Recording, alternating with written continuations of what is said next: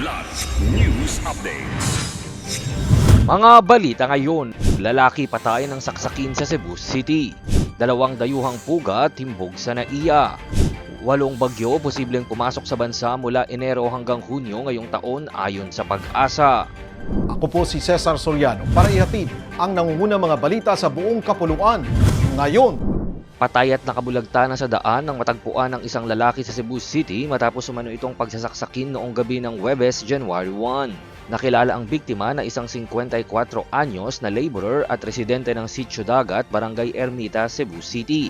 Ayon sa asawa ng biktima, huli niyang nakita ito na nakipag-inuman sa kanyang asawa sa isang kaibigan bago mangyari ang krimen. Nakapagtamo ng saksak sa dibdib ang biktima na sanhi ng kanyang pagkamatay. Patuloy naman ang isinasagawang investigasyon ng mga otoridad sa insidente para matukoy ang motibo sa krimen.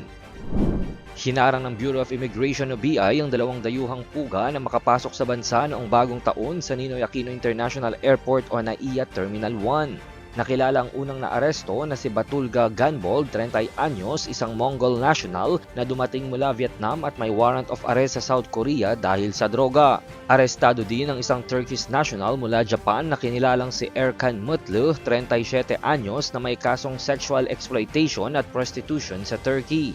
Ayon sa BI, agad na nakipag-ugnayan ang Advanced Passenger Information System o APIS Operations Center sa BI Interpol Unit at matapos beripikahin at kumpirmahin ang mga international warrant, kaagad nitong ipinaabot ang impormasyon sa mga tauhan ng immigration sa NAIA Terminal 1 na nagbigay daan para maharang ang 2 dayuhang puga.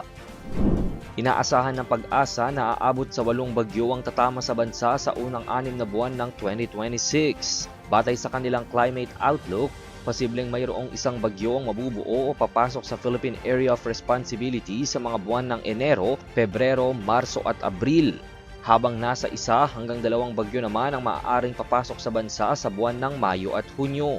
Una nang inihayag ng Pag-asa ang mga opisyal na listahan ng mga pangalan ng bagyo para sa taong ito na kinabibilangan ng bagyong Ada, Basyang, Kaloy, Waldo, Yayang, Zeni at iba pa.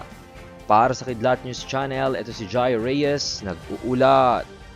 Ako po si Cesar Soriano, kasama nyo sa bawat pagputo ng balita.